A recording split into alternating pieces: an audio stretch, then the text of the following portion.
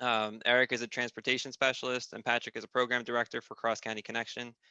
Eric and Patrick both went to the Blasting School at Rutgers for city and regional planning. I actually met Patrick there. And Patrick is a licensed professional planner and an AICP certified planner. So I'll let Eric get started and tell you more about Cross County Connection and what they do. Thanks, Eric. Sure. John, it says the screen sharing is disabled, so I don't know if you want to share the slides. Yep, I can do that. Just give me a second here.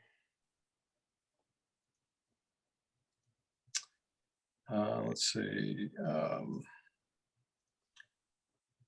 Are you able to share, John? Eric, are you able? Yeah, I am. I just have to get the right window up here. Because I think it might be accessible to you now. Okay. Yeah, see if you can share, Eric. Otherwise, I can keep. Yeah, I'm able to do it now. Okay. All right. Let me see this. Okay, can you all see the presentation? Yes.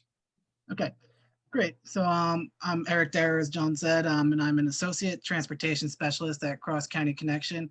I'm going to talk a little bit about complete streets in South Jersey and how, you can see more complete streets strategies or, implement complete streets policy in Medford.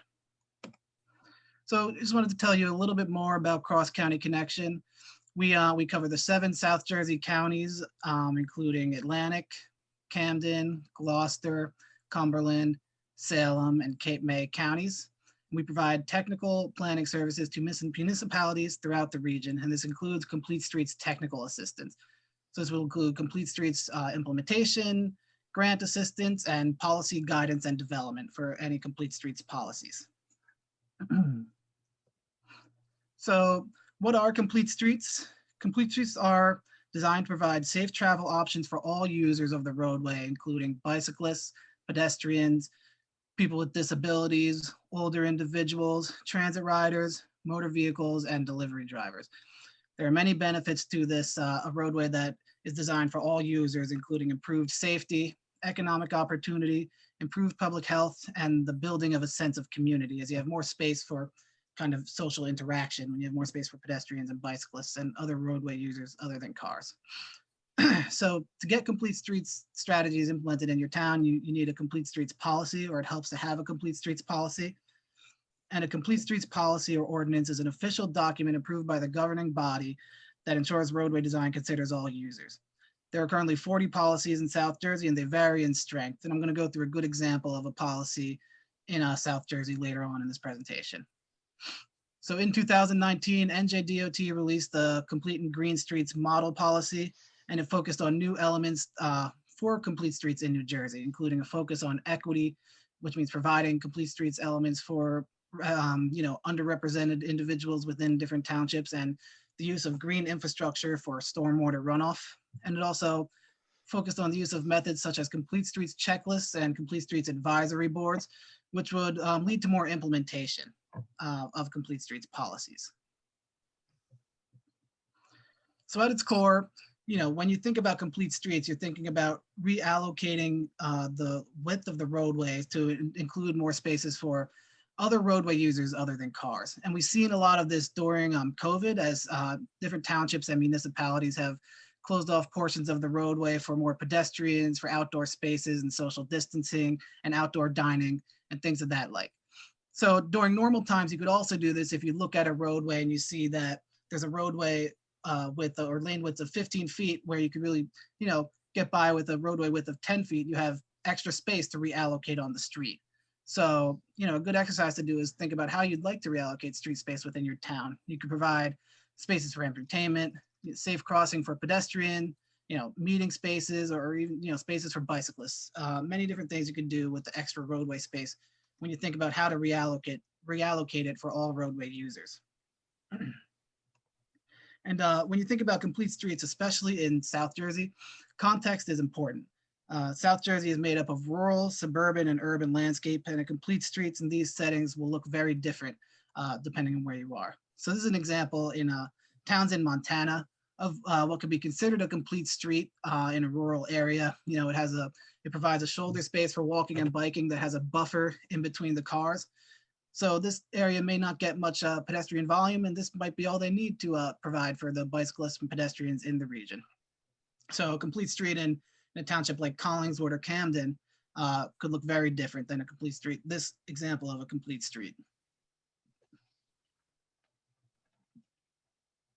Also, when you're thinking about complete streets, you don't always need to reallocate the space of a roadway.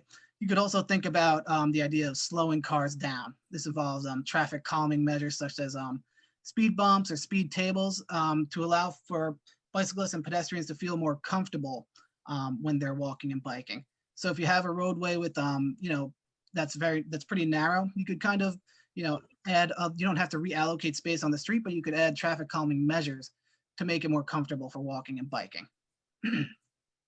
So what can Medford do to see more complete streets in your town? A good step would be to review the current complete streets policy and improve it to lead to more implementation of complete streets in the township. So you can engage the public in this process and really go through exercises to figure out what Medford wants to see in their town regarding complete streets.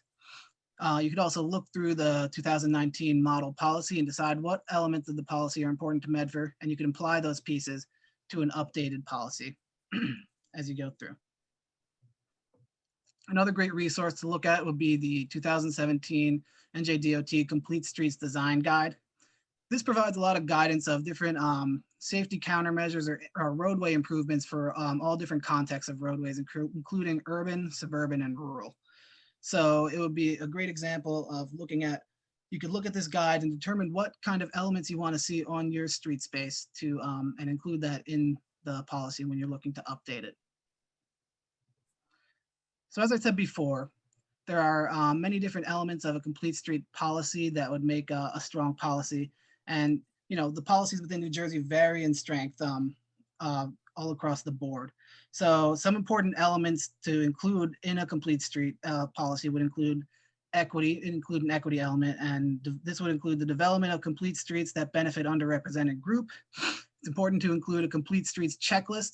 And this is a checklist that could be used by the township engineer or the municipal engineer when doing routine roadway resurfacing that would require them to think about complete streets and think about how they could reallocate the street space as they're doing these projects. So we'll make them consider ideas such as existing streetscape and existing plans and where the existing plans would require bicycle lanes or pedestrian infrastructure and things like that.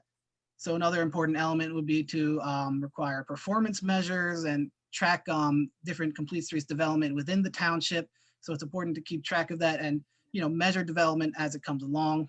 It would be important to include green infrastructure elements in a policy and other elements that ensure implementation, such as a complete streets advisory board, which would be formulated of a diverse group of residents and officials to include the public in the process of complete streets development. In addition to that, it's important to include economic opportunity elements such as placemaking and roadway signage. You could do this in downtown Medford. So you could, include placemaking in the development of complete streets to add economic opportunity for walkers and bikers. So a good example of a policy in South Jersey is Upper Township. They recently completed their policy, updated their policy in 2019, and they included a lot of elements in the Completing Green Streets model policy. So some of the elements that they included in their policy included the establishment of a complete streets advisory board. So they explicitly said in their policy that we're going to establish a complete streets advisory board with a wide range of citizens and include them in the process of developing complete streets in our township.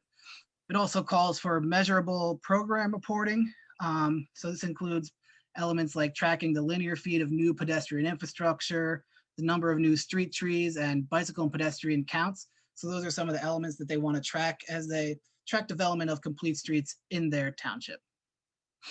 It also called for the adoption of a complete streets checklist and coordination between jurisdiction. So two really important pieces that this policy included were the complete streets checklist and the complete streets advisory board. So once these two things are implemented in Upper Township, it will lead to more implementation of the policy, which is an issue that some municipalities have, is they put the policy in place, but they never see any implementation of the policy. So one way to kind of ensure this would be the advisory board or the complete streets checklist. It would ensure that the officials are looking at the policy more than they would be if they weren't in there. So all of these programs and strategies for complete streets, such as curb bumps outs, speed tables, any traffic calming measures, they cost money. So there are several funding opportunities for the complete streets projects and other projects throughout New Jersey at the state and local level. So one of the bigger ones is the Transportation Alternative Set-Aside Program, or the TA Set-Aside Program. And this provides funding for non-traditional surface transportation projects, including bikeways, rail to trails, and different quality of life improvements. So a lot of the strategies and different projects that you can include in the TA set-asides program would be considered complete streets projects. So this grant happens on a biannual basis, and though this cycle has passed for this time, this is a good time to start thinking about where you'd like to see different complete streets projects in Medford, and preparing for the next cycle to start preparing the grant application, because this grant is very competitive. And at Cross County Connection, we are able to help we are able to help with the grant application process and prepare you so you can have a strong grant application. As you know, like a lot of federal grants are very competitive, so it's definitely hard to get. Another program is the Safe Routes to School Infrastructure Grant Program. And this program aims to enable and encourage students in grades kindergarten through 8 to walk and bike to school, and includes students with disabilities. So some of the programs available or projects that you could do under this includes facilities planning, development, and implementation of projects. This grant is also on a biannual basis, and Cross County Connection is very involved in the Safe Routes to School program altogether, on the infrastructure side and non-infrastructure side. So we help start an infrastructure program that could help you land grants, including a school travel plan, starting a Safe Routes to School non-infrastructure program, and making sure your municipality has different requirements met, including school travel tallies and letters of support, which you need when you're ready to apply for this grant. So Patrick's going to go into this a little more, but there is the Safe Routes to School non-infrastructure grant program. At the federal level and state level, NJDOT is required to dedicate 10% of the Safe Routes to School funding to non-infrastructure programs. So, and establishing a Safe Routes to School non-infrastructure program with Cross County Connections improves your chances of receiving a grant. So some of the non-infrastructure programs include in-person and virtual programs like bike safety presentations, virtual pedestrian safety classes, outdoor safety classes, bicycle rodeos, and helmet fittings. And all of these programs are meant to, increase the confidence of students who want to bike and walk to school, and also, provide, teach them the different ways of safe biking and walking. So these are just some of the programs we've been able to do during COVID. We've really adapted our programs to meet the needs of the schools as they're, dealing with COVID and any other different things that come along with that. We've done outdoor helmet fittings. We've done bicycle rodeos outdoor. We've done helmet giveaways, and many other virtual pedestrian safety classes. So including what I just went through, there are many other resources and different guides available to help you develop complete streets policies and complete streets projects in your township. A great example of this is the Sustainable Jersey's Complete Streets Action. They've actually just updated this action, so this is a good time to really look at your complete streets policy and get some more sustainable Jersey points by going through and updating your complete streets policy. There's the New Jersey Bike and Walk Coalition, the Bicycle Coalition of Greater Philadelphia, South Jersey Bicycle and Pedestrian Funding Guide, which Cross County Connection has, and this provides information on grants that I talked about, including and other grants that will help fund bicycle and pedestrian infrastructure. And it includes tips and different strategies to have a strong grant application.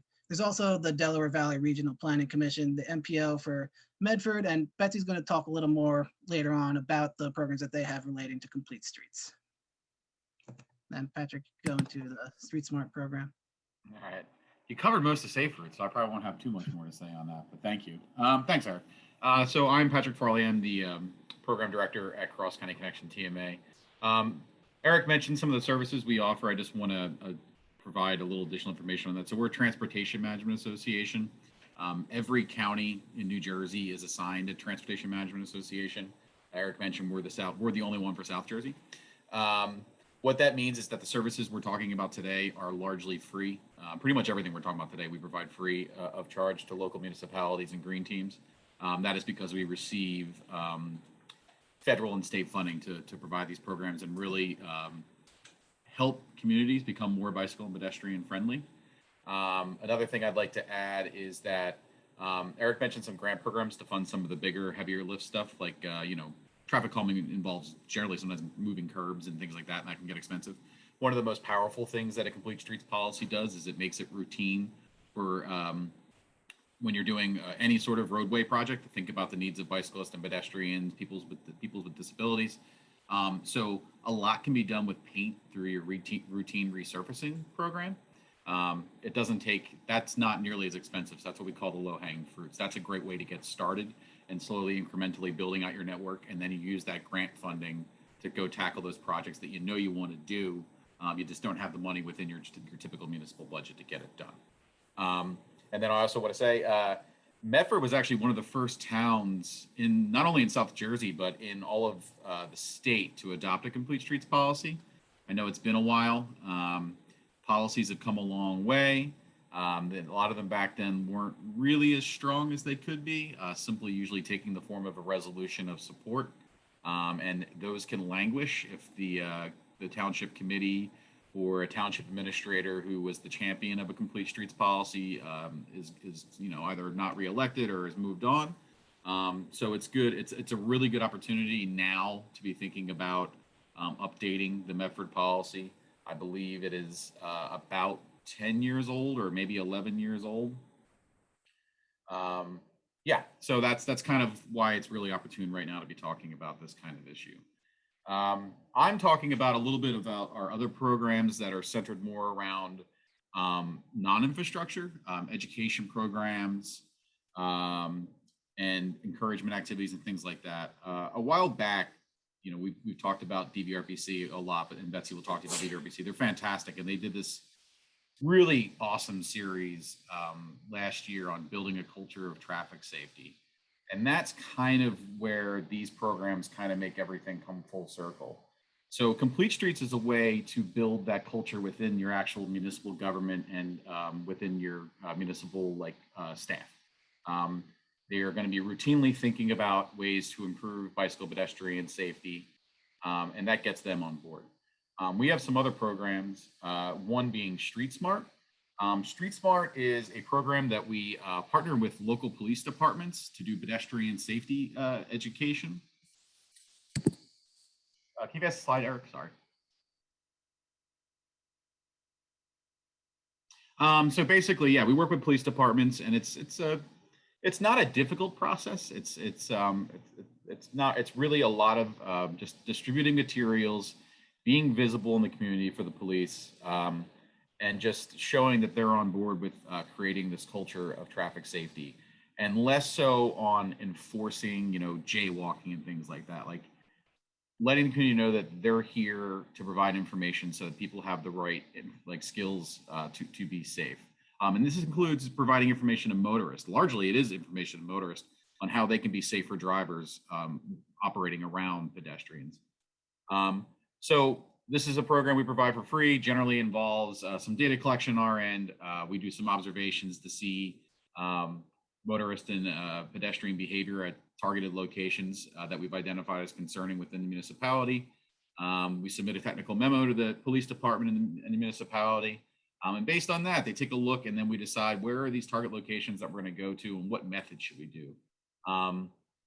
So methods can include just simply hanging posters in local stores, but can also include outreach to local businesses and community groups and churches, and have presentations to kind of bring them up to speed on issues that might be occurring in the town and get them on board as champions for pedestrian safety. And then you can do enforcement activities. They are optional, but these enforcement activities usually take the form of pedestrian decoys.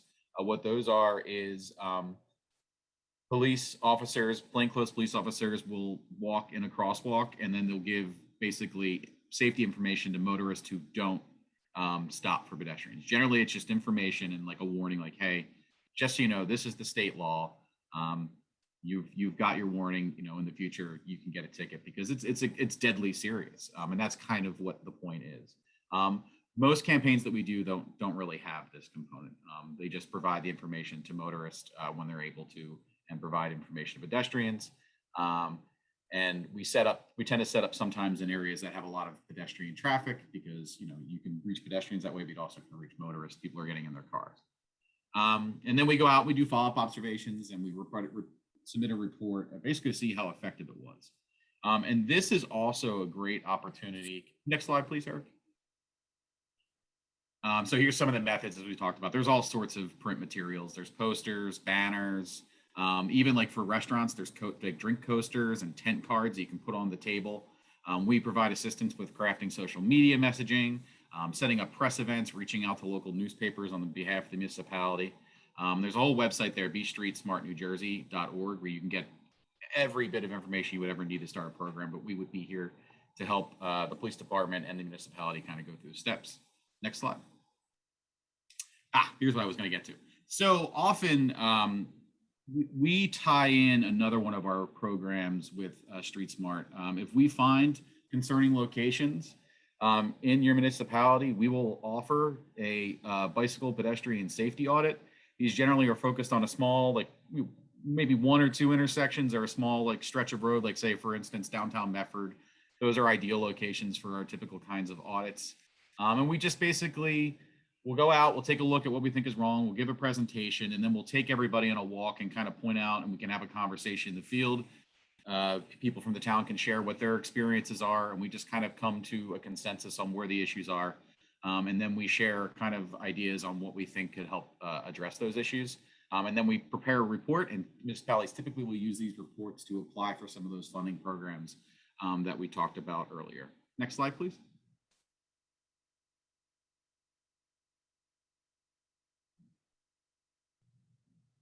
So Eric mentioned the Safe Routes to School program. He covered it in pretty good detail. In terms of the perspective of kind of this idea of building a culture of safety. So we've now gone through the municipality, we've gone through your police department, we're involving the public. This is how you get to the children and engage them early in understanding how to be safe bicyclists and pedestrians, and hopefully teaching them skills that last a lifetime by encouraging them to walk and bike, making them want to be pedestrians and bicycling advocates well into the future.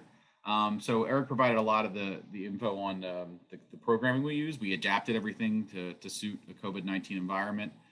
So what used to be an in-class presentation for pedestrian safety is now a virtual presentation, or we have created just a short curriculum to go along with videos that we provide to teachers. They can just, you know, use the video to help teach the kids some pedestrian safety.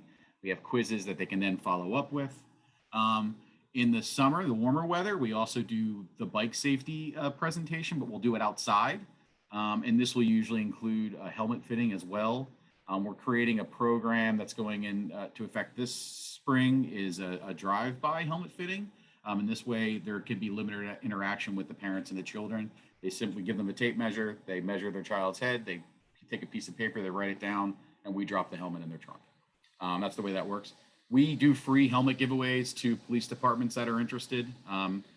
Those helmets can just be, they can just take them and do what they want to give them away, but we can also arrange then to do an in-person helmet fitting.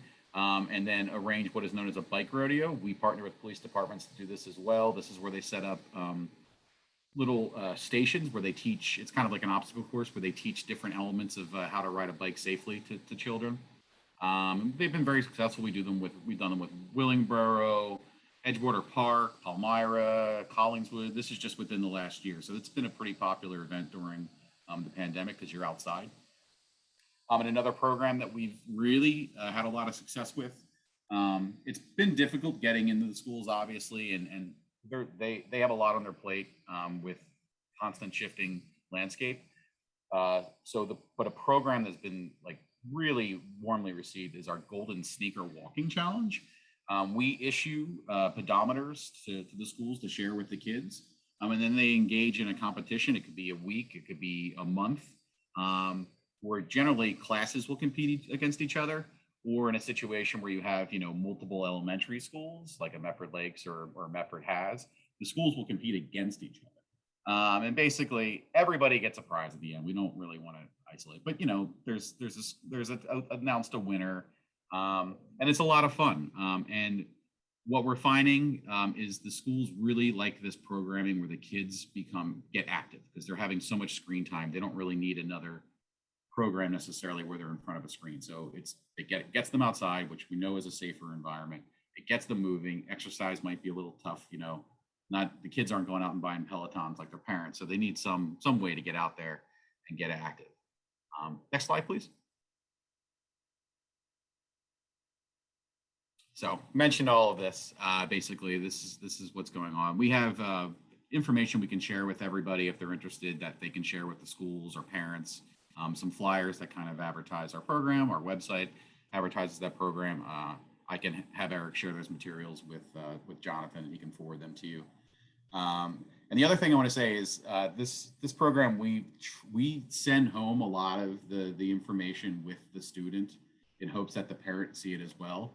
And also we teach the kids, especially the older kids, what the driving responsibilities are as well, so that either they remember them when they go on to be drivers, but also so that they can be kind of backseat drivers and tell their parents when they're kind of, violating some of the laws, like, hey, there was somebody wanting to cross there and you didn't stop for them. Did you know that's against the law? That kind of thing. So we're teaching them to kind of let their parents know what are the rules of the road as well. All right, next slide, please. Oh, and that's it. That's what I have. Those are two of kind of examples of our education programs. One's aimed at adults, one's aimed at children. And it's really just about being comprehensive in the approach, not only addressing the infrastructure, but doing that education and also encouraging, especially the kids, to get out and walk and bike. So thank you all for having me. That kind of sums up the basics of what we do, but there's a lot more that we have to offer once the town gets working with us, and we can always explore other needs. And one of the big things that we do is we really like to help towns get on the path to getting getting grant applications and getting funding. So that's a big service that a lot of towns really like to use from us. Thank you. Great, thank you, Patrick and Eric. There's a question about Medford Lakes. Medford Lakes is a borough within Medford Township, and it's very, it is a biking community, as Linda mentioned in the question here. Kids bike all over the place in Medford Lakes, and Linda's asking, aside from, all right, yeah, that's right. Yeah. Yeah, so Yep. So other than things like crossing guards and speed limit enforcement and having low speed limits, are there other things that, what other things can be done, I think is the question. First off, I would say safer. that Medford Lakes is one of the best examples of that you don't necessarily need to put bike lanes and sidewalks to be a bicycle and pedestrian friendly community. I really miss living there. I lived on my BMX bike basically when I lived in Medford Lakes. It was fantastic. Narrow streets is the biggest thing that they have going for them. What I say that could possibly be improved is more signs that kind of provide wayfinding to help people navigate the town. Maybe more signs and pavement markings that remind people that bicyclists will be on the road. And there are a couple roads that are wide enough that could accommodate bike lanes or pedestrian paths. And I already know that Medford Lakes has applied for funding programs to do that. But I can't give you too many concrete things because we would actually need to do kind of an assessment, but those are kind of the general things. And a Safe Routes to School program would be a fantastic thing. And just basically those kinds of things. They can maybe do more bike events even for adults, tie in a bike event to your canoe carnival or something like that. But generally they're doing it well. And I think that the reason why they're doing it well is the town was built long before we started encouraging 15-foot travel lanes. Every car needs to have enough space to travel at 40 miles an hour on a residential street. The yield street is one of the most powerful tools that you can have to encourage safe driving. Okay, great. Yeah, that's helpful. Thank you. Has things to talk about too. But so Matt Ludwig is an engineer at NV5. Matt is actually a licensed professional engineer and an AICP certified planner. And Matt works and manages projects, design and planning of projects including urban streets, greenways, bicycle and pedestrian infrastructure projects. And he's worked in the consulting field for 13 years, I believe. So he has a lot of experience with the issues that we are talking about here. And he's also a cyclist and a runner. So I will hand it over to you, Matt. All right, thanks, John. Yeah, so I'm just going to go real quick through the process of how you get from idea to ribbon cutting for anything that has to deal with active transportation. So I think the focus of tonight, of course, is complete streets, and we're thinking about bicycle and pedestrian networks.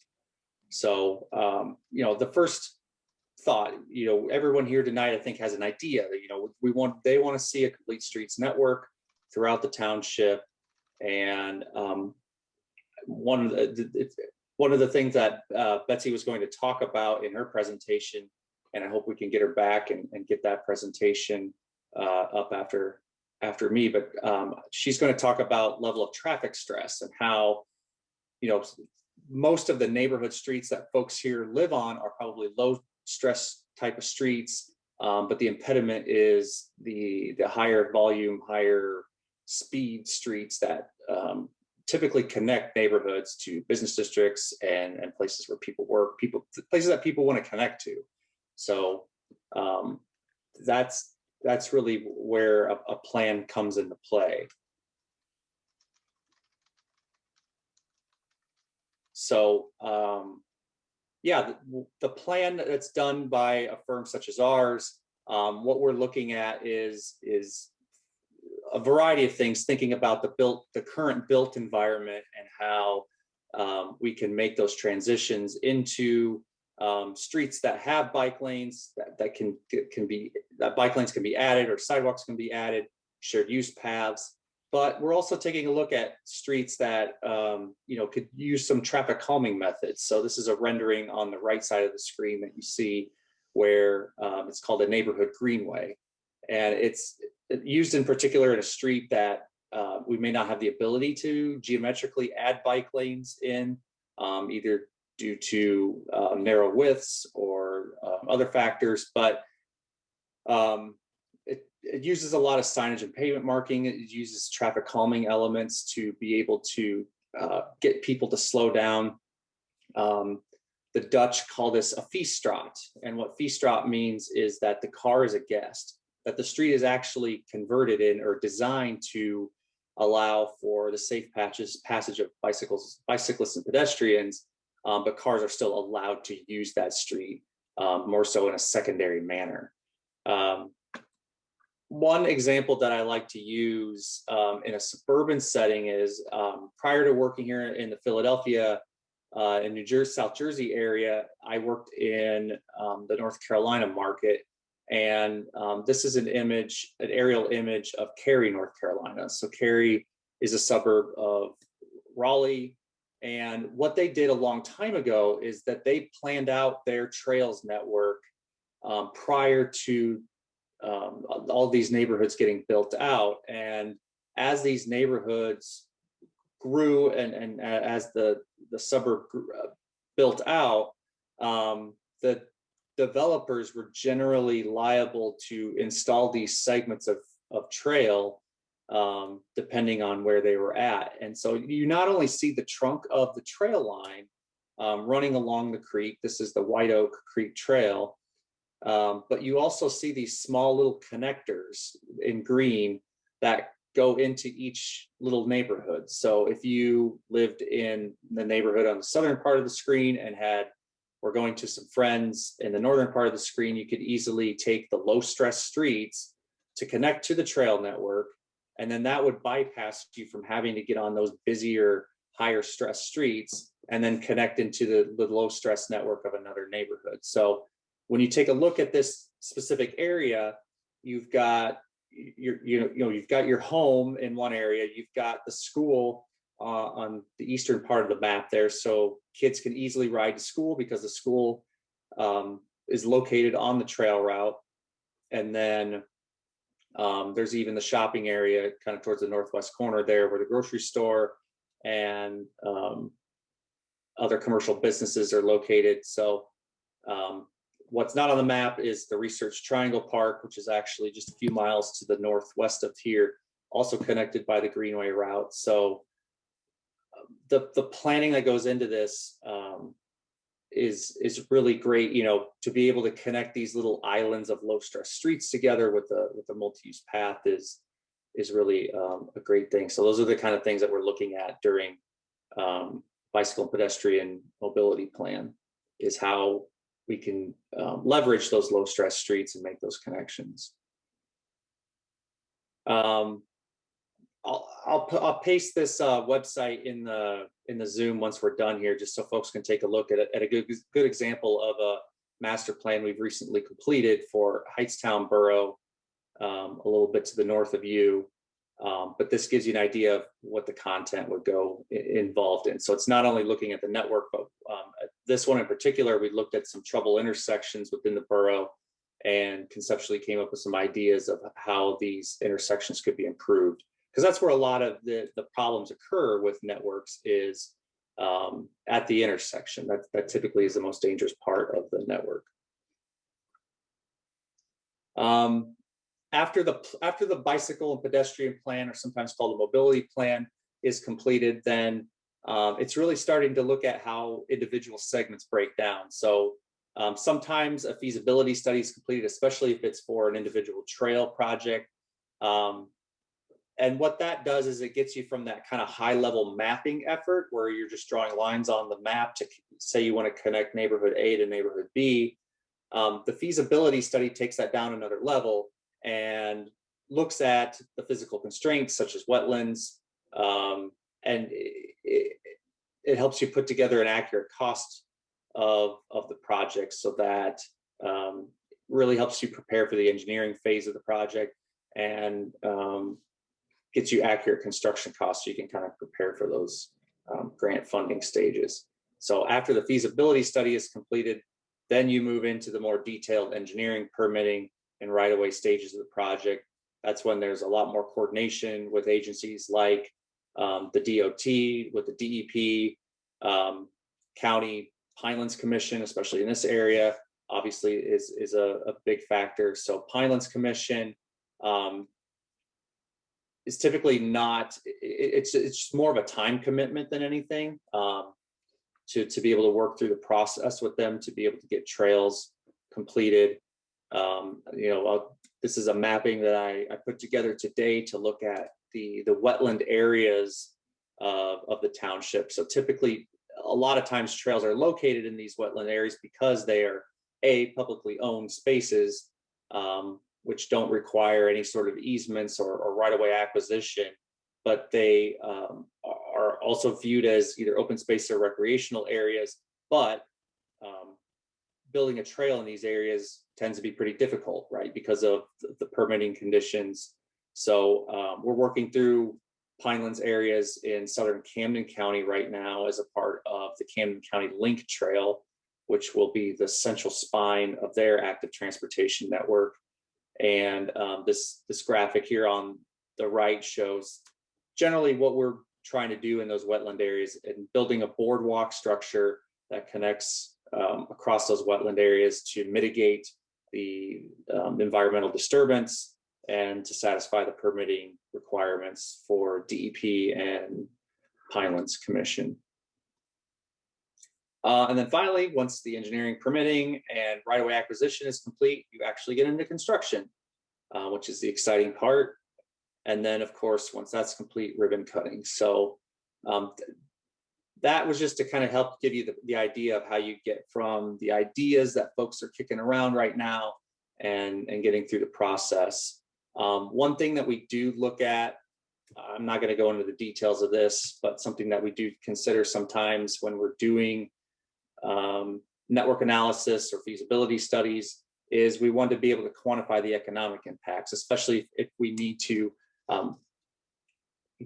help convince the borough or the county or municipality that this is the right way to go. And this will help you better leverage the outside funding to come in and justify the expenditures that the community wants to undertake, and help sell, especially for some types of grant funding, to be able to show the return on investment that you're getting through the environmental benefits, the transportation benefits, the health benefits in the community. Property values are, it's kind of a mixed bag sometimes because one of the selling benefits is you're located in an area that has a great active transportation network that can increase the property value of an area.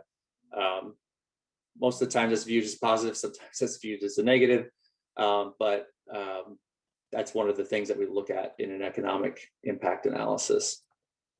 And then real quick, just the last slide here, I just like to throw this on as a lot of the discussion right now around infrastructure is trying to create more jobs.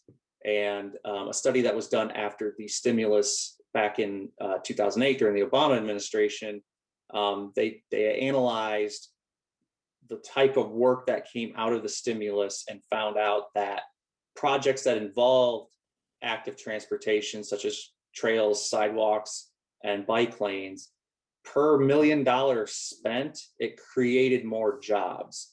And if you think about the rationale behind that is if you have this big giant interstate highway project with massive bridges, a lot of your dollars are going into the materials used to build those kind of structures. Whereas with these smaller, more specialized active transportation projects, the money's actually going more into the labor of building these smaller structures, pavement markings, and that sort of thing. So this is just a good selling point we like to use with elected officials, that active transportation funding means more jobs created for getting more bang for the buck. So that is the end of my presentation, and I think that's a good segue into getting back into Betsy's presentation. All right, thank you, Matt. Appreciate that. That was good. Yeah, so we'll turn it over to Betsy, and then at the end of Betsy's presentation, we'll take any questions. Thank you. Okay, fingers crossed, everybody. All right. Thanks for hanging in there. Matt, thanks for talking LTS. Sorry.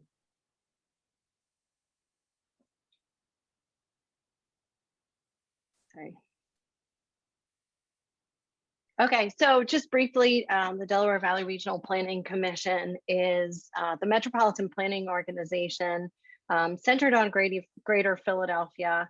So DVRPC has a very regional perspective. We cover 5 counties in Pennsylvania and 4 in New Jersey, including Burlington. And we are run by an 18-member board, and we are responsible for coming up with the fiscally constrained transportation plans in the area, along with the DOTs and the transit agencies. We run a model that helps us understand how people are moving throughout the region. And we do a number of other things related to planning work that that is also part of our mission. So we help members of our board, largely consist of the transit agencies, the departments of transportation, and the counties, look at things like transportation, like smart growth, economic development. We're focused on equity and safety. And among one of the highlights of what we're involved in is the bicycle and pedestrian planning. So I'm glad to be here. And I manage the Office of Transit, Bicycle, and Pedestrian Planning at DVRPC. And several other offices also do work within the realm of bicycle and pedestrian. So there's a lot you can find out on. You're really getting the real me with Wi-Fi coming, the dog. Anyway, we cover a lot of scales. So what we try to do, he'll go to the front door in a second. So we cover a lot of different scales looking at the region. So that's a planning tool on the left. It's our level of traffic stress that's been mentioned before, all the way down to really working and designing and planning real life things that you can experience at the human scale. And we do this so that our member governments and our partners have the tools to be able to plan and do what they want on their own, and we can help facilitate that. as also sort of work more directly at the planning level with at a corridor level or in communities directly where we might be planning with folks. So I have kind of like a representative scale of some of those things. It doesn't cover everything, but I would encourage you to go to our bicycle and pedestrian pages where you can find lots more tools here. But I'm just going to provide an overview. So you've heard several folks mention a level of traffic stress. This is a resource that we created for our partners maybe 2 years ago or so. And it was looking at the street network in our region and coming up with what engineers call a level of traffic stress, which is giving an idea of what it's like to experience bicycling on some of our corridors. And it takes measurements, so it's very data driven. It's based on, our analysis is based on the number of travel lanes on a corridor, the effective vehicular speed, as well as if there are any bike facilities existing on those corridors. So together, those things, as they come together, you can imagine it would become more or less comfortable to bicycle in that corridor. So what resulted is the map on the bottom that gives a sense of what those places are like. And what you're seeing here is what we call our islands. So everything in here, so sort of ignore the colors that you're seeing on the top of the screen. Each of those different colors are level of traffic stress 1 and 2, meaning they're fairly comfortable. If you're at this meeting, you're probably a cyclist, or you would be comfortable on all of these streets, maybe even ride with your families. What the different color means is that you can bike, hopefully you can see my cursor, but you might bike on these green streets and be very comfortable in these streets. But you'll see there is nothing in color on these streets. It means it's difficult to get to these other places. So these islands are not connected. You can't get to all of these places very easily without going on a level of traffic stress 3 or 4. So by publishing this information, it's the tool for lots of our partners to be able to think about lots of things. Somebody mentioned resurfacing earlier. Is this a corridor where there's a gap in connectivity? Is this some place where we need to make connections? Does this grant application make sense? Is it a gap? And if you go to our website to look at level of traffic stress, we've actually done a connectivity analysis where if you toggle through the layers, you might be able to see particular corridors that are LTS3. That's where we think we have the most opportunity to create change. If you created a bicycle facility or made it more comfortable for cyclists on a LTS3 corridor, you could then make many more connections. So you could link several islands. So that connectivity analysis and that LTS is something that we hope stakeholders find useful in their own planning. And we're actually working on sort of a 2.0 that shows a couple different analysis connecting it to transit stations and equity component that begins to look at that analysis. And that LTS analysis for cyclists was really a launching point for something else we were doing at the same time, which was trying to take an inventory of sidewalks in the region.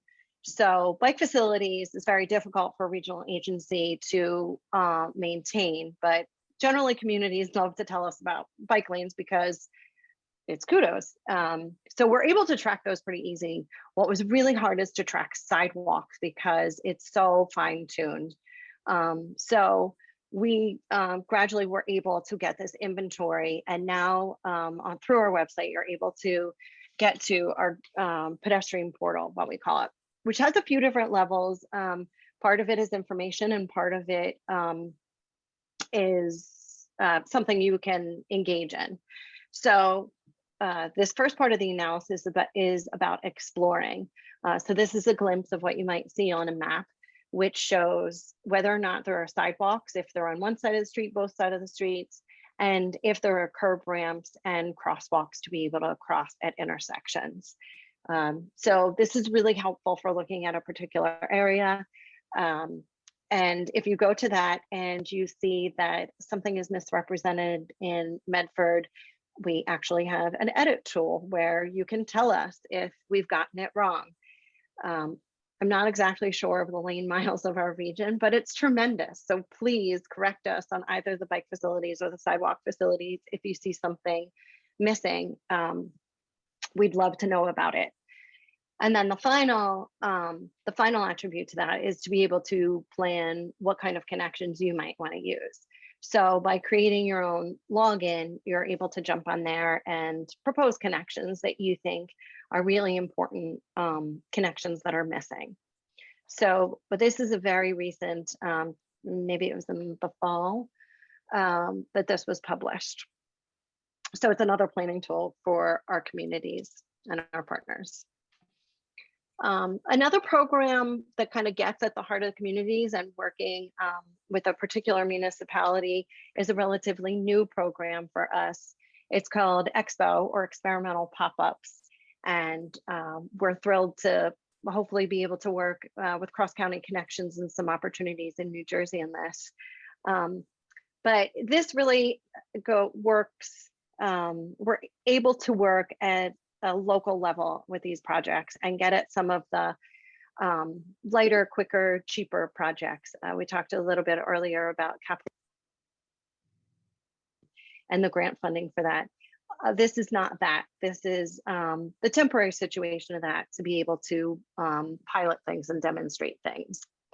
So the Expo program, we're in our first year of what we hope will be an ongoing program to help communities demonstrate these pop-up or demonstration projects. If you've heard, seen, read about tactical urbanism, that's what this has to do with. So generally, the parameters of our program as we're shaping it right now is to do projects that are related to placemaking and transportation. So a sense of community, a sense of purpose, both recreational and transportation, bicycle and pedestrian projects. This first year, we'll work in 3 locations, and we're working in 2 in Pennsylvania and 1 in New Jersey. And what we're hoping for is to be approached by communities with projects that they've already sort of identified through community outreach, that this is something that people want, it's something that's needed, and particularly if they want to demonstrate, we're hoping that is a specific project, it's achievable, and you can get some measurements and have an idea of how successful it was. I love this quote here of one of the partners that we worked on in a project in Narberth, that if a picture is worth 1,000 words, a prototype is worth 1,000 meetings. As planners, we're involved in a lot of community meetings. I'm guessing you are too. And that's a really important part of the process, to be able to talk about things. And we see real value in talking and experiencing these things together. So that outreach and that feedback that community members want to give can really sort of be heightened, because they get to experience things in real life rather than seeing something on paper. So Patrick should be in on this picture in the bottom because he was here that day. This is sort of the first project that we got our feet wet with. It was a 1-day pop-up parking protected bike lane in Westchester Borough in Pennsylvania. And we were out at sunup and we got rid of the parking lane. We added tape, we added cones. We printed things out in the office to hold up signs to indicate where people parked. And we were out there giving community surveys and finding out what people thought of this and trying to show people what's possible in the borough. We used that momentum then a few months later, just this last fall, to pilot something in the borough of Narberth in Pennsylvania. It's called Wheels on Windsor. And this was a 2-week pilot to show what a 2-way bike facility would look like in Narberth. Narberth has a lot of 1-way streets, and they have very short blocks, so people bike in both directions, and they wanted to show people what it would be like to actually designate space for that.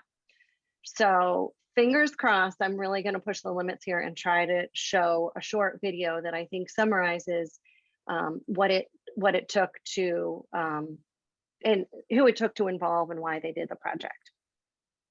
Just kidding. That's a slide that's coming up. So DVRPC was approached by the Narberth Cycling Club, the Borough Council, and Borough staff in this project. So there were various roles. What DVRPC did as part of the program in this is we came up with a sign and striping plan and sort of all the paintwork that laid out what the Public Works Department would do.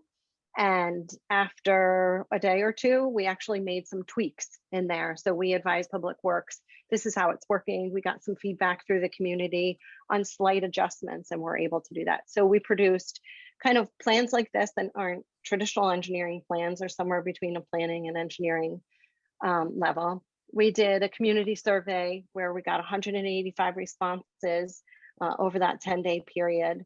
We DVRPC does a lot of travel monitoring where we put out equipment and we measure how many cars are using a corridor, as well as bikes and pedestrians, and we can take speed counts. So we counted 852 bicyclists using that facility in the week.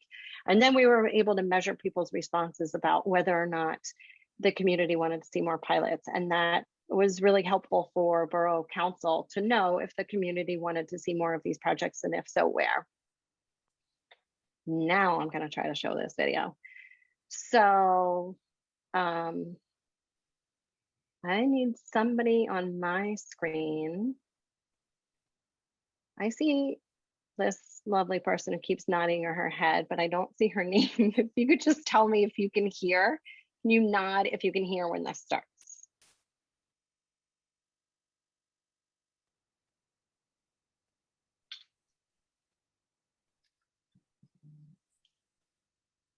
It's just music. Yeah, we don't hear any audio. Okay. Yeah, we're not hearing the audio. Okay. I have a plan B. Okay.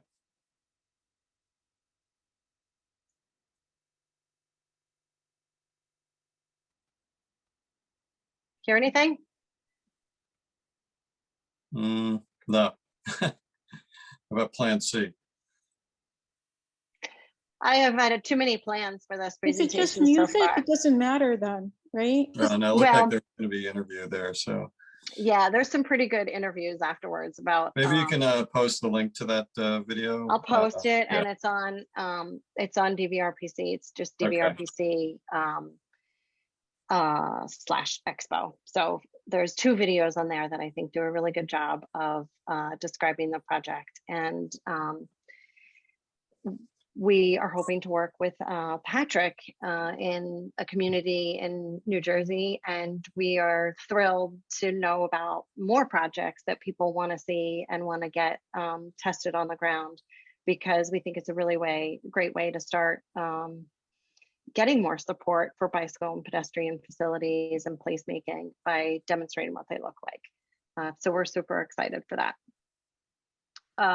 That's everything that I had that I wanted to present in slide form. But again, DVRPC's bicycle pages and pedestrian pages really has a lot of information that I think you might find useful, and you can dig around in there. And I'm certainly available anytime if you wanted to.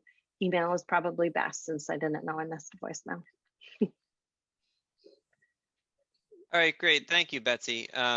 Just wanted to comment. I think the LTS map and the sidewalk inventory are really good. I think that's very relevant to Medford Township, where we have a lot of planned developments that people feel really comfortable walking and biking around, but they're for the most part separated by county roads or higher traffic roads, and a lot of people are kind of isolated. So those are really good resources, I think, that kind of Actually, show. John, can I Yeah. just interrupt you for a second? There was one more thing that I wanted to say, but it wasn't in Sure. the PowerPoint. I pulled it up while somebody had asked, the question in the chat was about Medford Lakes. So I pulled up the LTS, if you can see this. So I described those islands and what it's like when things are connected. Medford Lakes is this green section right here. And I don't think you have to be a planner or an engineer to see that that looks really different than what's around it. The street network, those blocks are shorter, they're all connected. You can make a left or a right and a straight turn, every couple of 100 feet. It's really easy. So It kind of tells you something about the street network, about why you might see so many kids in some areas and not so much in the other area. So sorry to interrupt, Yeah, John. I no, just thought that that's a illustrates great it. point. Yeah, that's really interesting. Yeah, awesome. Okay, so I know it's after 8 and there are a couple of questions. So if anyone has to drop off, I understand. But so one question from Bruce is that I think this is directed to Cross County Connection. Someone mentioned that there are 40 communities in South Jersey that participate, which means that a lot of others don't. And can you comment on whether this is due to a lack of knowledge about the programs, or is there resistance to participating? And if there is resistance, what groups does it come from? Is it, you know, elected officials or professional staff or development community? And if there is resistance to some of these programs that are available, what are the best ways to overcome it? So before anybody answers that, I'd like to acknowledge that Chris Knoll, our township engineer, and our township planner, Michelle Taylor, are both on the call, and welcome them to also, you know, share their thoughts and ideas. Yep. Thanks, Kevin. Yep. All right, I guess I'll start with this Thanks, one. Chris and Michelle, for joining too. Appreciate it. Yeah, that's great. The first part of the question, yes, all of it. It's lack of knowledge, and then it's often resistance from either all of those parties or one or a few of them. And generally what it is that lack of knowledge. So we try our best to educate people in those positions and kind of remove some of the misperceptions that center around complete streets. The big ones being around liability and then cost. Removing that sense that it's binding them to put a bike lane on every street in every project. That's not true. And that they have to spend a ton of money. So that's one way. It's good to have public forums to discuss complete streets like this. The worst way to start that kind of conversation, though, is in your typical kind of municipal hearing kind of public meeting setting. So setting up some sort of thing like an open house is a great way to kind of engage in these conversations. If a town is interested and they're really committing to this sort of process, if they engage in the process of having a bicycle pedestrian master plan or a mobility plan that Matt mentioned, that's a good opportunity to educate everybody. And then if you do get a municipality on board, what Betsy was showing you with the expo projects, that's about the best way you can ever educate the public, engineers, and show them the sky is not falling if they put in a two-way protected bike lane on a one-way street.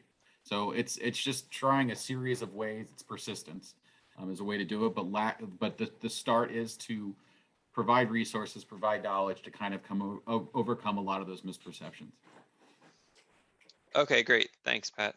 Mm-hmm. Another question, this is like it's a general question for anyone, but I think this may relate to the NJDOT Complete Streets model policy. But with respect to project checklists, I think that would be a list of requirements for complete streets that would go with public improvement projects. I think that's what you're referring to, Bruce. Are they typically embedded in ordinances so that they're required, or is it more common to have them as a voluntary measure? And do community leaders prefer for these measures to be voluntary to allow for discretion? Yes, they can be done through ordinances. It's not as common in New Jersey, but it is growing because of the lack of teeth that the prior format of just merely adopting a resolution of support provided. But there are towns who have done just a resolution of support, but they have a crafted policy that is very clear, and they have an implementation plan. So the answer is yes and no. Ordinances are about the best thing you can do if you really want to make the change. And what, again, the discretion is built into complete streets. It's not the discretion of like, do we apply it here? Just by reviewing it and seeing that maybe it's not the right opportunity to not provide these types of facilities, you're still doing your due diligence and going through the complete streets checklist process. So that's kind of what I would say about that. But generally, yeah, it's usually a policy that is created. Just like, you know, if you have a plan, you don't necessarily have to follow the plan to like the letter of the law. You do a feasibility study. You figure out, okay, that might not work. This works. And then you work on it like that through the permitting process and things like that. So it doesn't bind you necessarily to put something on the ground. It just binds you to consider putting something on the ground and at least go through the process. Right. Okay. To add on to what you were saying, Patrick, I think some municipalities, not in South Jersey, but in other areas in New Jersey, have done this now where they, take the complete streets checklist and just adopt that as an ordinance separate from the complete Mhm. streets policy. Like they adopt the policy as a resolution, but then to actually, like really require that the engineer or the planner considers complete streets, they adopt just the checklist as an ordinance. So it's actually required, unlike the resolution where it's not really required. So they just adopt that one part as an ordinance. If you have a mayor that wants to consider that, or someone that wants to consider that, that's something that you could also do. Yeah, and I would consider that a best practice. Thanks, Eric. Okay, great. And I don't see any more questions in the window, but I did have one question. I guess it's a general question, but for anyone, Eric mentioned placemaking, and I think that's really important in certain areas. We have a shopping center at the Taunton and Tuckerton intersection that's, there's a redevelopment plan that covers it. I think that's an important place. I mean, there's a gazebo there. There used to be live music. There's the historic village district, the commercial district in the heart of Medford, I think is the most important, being surrounded by parks and, denser development. And if someone could just comment a little bit more on, what placemaking means and what kind of benefits that would have to a place where you want to encourage people, foot traffic and encourage people to mingle, and where foot traffic is important to the success of a business district. Yeah, I can speak to that. It's absolutely important to help set your community apart from other communities. I guess I'll take a step back real quick. Placemaking, for people that aren't familiar with it, is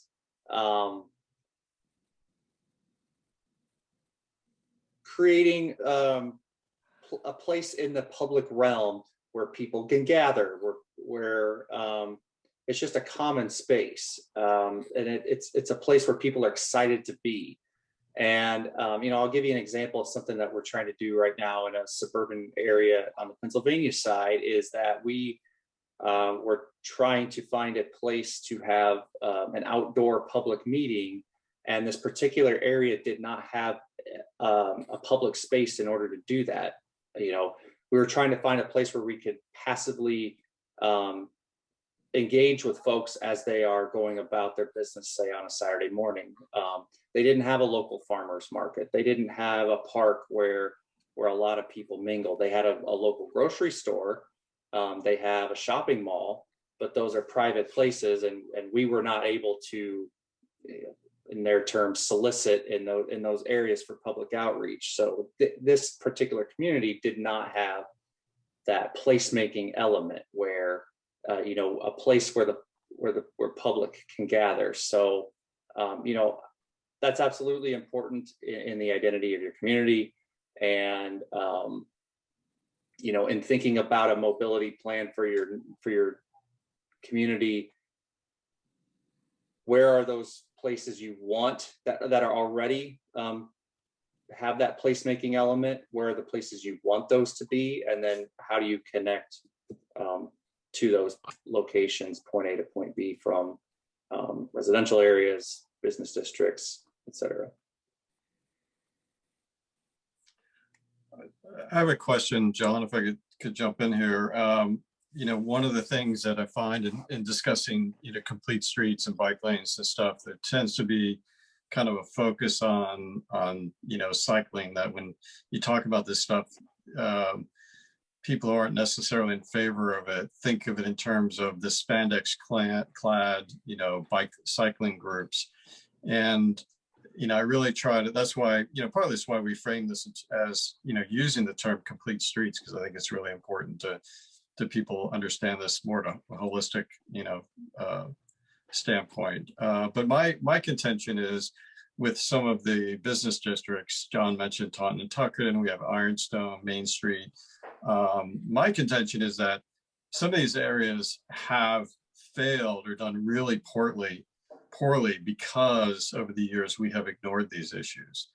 or haven't implemented some, best practices. So I'm curious, if you guys have, access, there's certainly, I guess case studies and examples of projects you've been involved with, but also is there data that supports, implementing full-scale complete streets plans that can actually revive, business districts that haven't been doing well.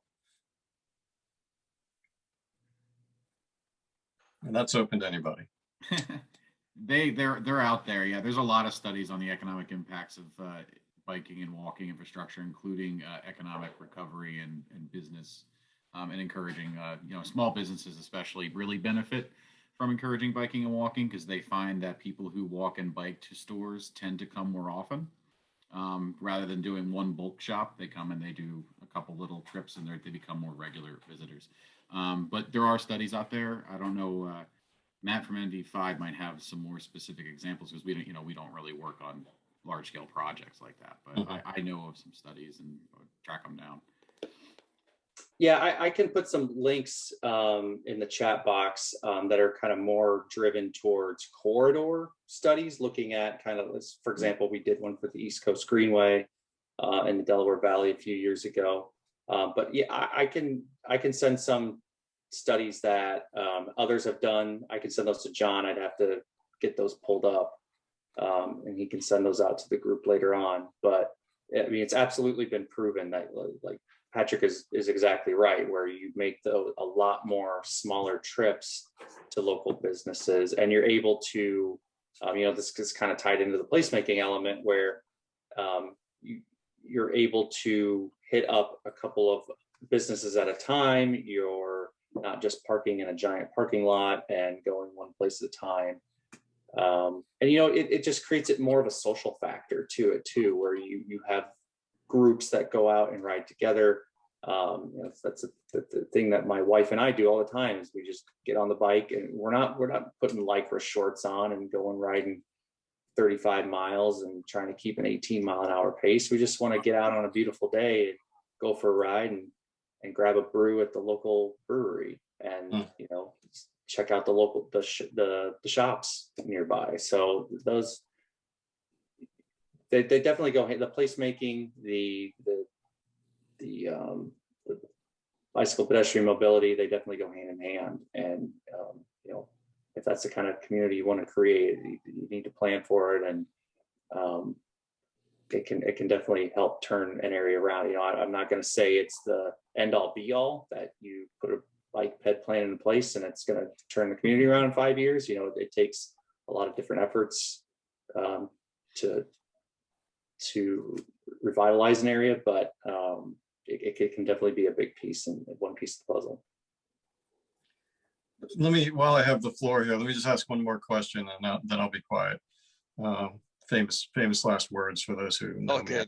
Good questions, Kevin. Yeah. So John, I'm going to ask one more question here, which is the question of COVID and how that has changed things. I mean, one of the things we saw during the past year is just exponential, growth in the number of people on bikes and walking, people on motorized scooters, or electric scooters and electric devices.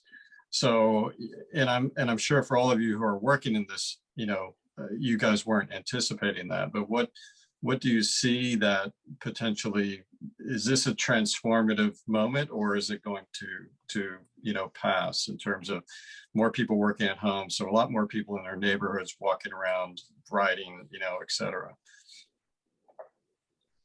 I guess I can start. I'm sorry, good. The one thing I meant to mention earlier that I forgot to, I'm glad this got brought up now, is the proliferation of e-bikes, and seeing more and more people, actually replacing, even in suburban areas, replacing their automobiles with e-bikes, and potentially, like a 2-car household going down to a 1-car household, because one member of the family now has a cargo bike and they can go run errands, they can take the kids to school, and still having the car for those longer trips. You're starting to see that creep in now. It's not a giant wave yet, but I haven't met a person that has got on an e-bike and just said, wow, this is amazing. This is great. My wife just got one about 4 months ago. She now commutes to work on it. And just, it's amazing. It's just this small little fold up bike. It's got a little motor on it, and it just, in her words, it makes the city seem smaller, because you can just reach so many places so quickly now, and you don't have to worry about parking. It's a big deal. I think that the e-bike thing, there needs to be a bigger push for that. And there's talk in Congress right now. There's a bill in Congress now where there's talk of a 30% credit for electric bikes. So that has the potential to be huge. And there's a lot of venture capital going into electric bike companies. So I think that's the next big thing, is the electric bikes and increasing the range of folks, and getting that kind of higher speed. That they don't go fast, they go, the fastest class 1, class 2 go up to 20 miles an hour. So it's still a bicycling speed. It's not like a motorcycle or anything like that, but it just helps get over that range anxiety, if you will, and helps just make a bigger area to which one can bike. Yeah, I see the Goldmans just posted that they're getting an electric bike, and we definitely I've seen a lot more of them around Bedford and the electric scooters and stuff. So not with e-bikes, but there's people I've come across that I wouldn't expect to go out and buy a bike, but they're now using it to get out and around their neighborhood, maybe because they're not getting to the gym. And my hope is that these people want to bike to places other than just their neighborhood streets, and they become advocates for complete streets because of that. And then second, Eric had a slide about reallocating street space. We often, prior to this, just thought of complete streets in the realm of transportation, accommodating people for mobility purposes. But the idea is, you think about complete streets in terms of complete uses. What are you really maximizing the value of your streets? And I think that's something people are seeing pretty dramatically in a lot of places, how you can repurpose streets to create economic activity. And maybe it'll lead to more maybe weekends where streets are shut down to let restaurants kind of spill out into the street, more expanded sidewalks. And I think that's going to be something that's going to be a big takeaway from this. I expect to see some of that continue in places. If it wasn't done in downtown Medford, maybe it's something that should be considered. It'll probably be here to stay in Philadelphia, probably in Collingswood. Just the idea of allowing the streets to be something more than just a conveyance of vehicles. We are in the process of doing some analysis. I don't think it's published yet. It's a retail analysis during the pandemic, and it shows kind of the scale of how things have changed during the pandemic. And in some cases, in some communities where they've closed down roads and added more outdoor dining space and looked for some other opportunities to do things during the pandemic. And what they've seen is there's a much greater pull geographically from where they're pulling, and they're pulling people with money. So I can pass that along when that's published too. Yeah. That would be great. Yeah. I used to live in Medford Lakes, and I know the area a little well, but I live in Philadelphia now, and I can tell you, like, if Iron Forge wanted to close down the street and have an event, I'd be there in a second. So that kind of stuff. Count on it. Awesome. That's a good discussion. Thanks, Kevin, for bringing that up and for all the responses. I think at this point, we should probably let everyone go. It's been a great hour and a half. I wish we could spend another hour and a half talking about these issues. And again, I want to thank all of the speakers for their input and those of you who asked questions. This has really been a good conversation, and I hope that we can keep the conversation going here in Medford and also in surrounding towns. I mean, surrounding towns, Mount Laurel and Evesham and Lumberton, and also have these same issues that need to be addressed. So. And I will post these links and over time some of the things that have been, some of the studies that have been talked about on the the Facebook page, Complete Streets for Medford Township. So if you follow that page, I do try to, Kevin and I try to post regularly on there with some of this information. So thank you, everyone. Thanks for coming out, and look forward to continuing the conversation.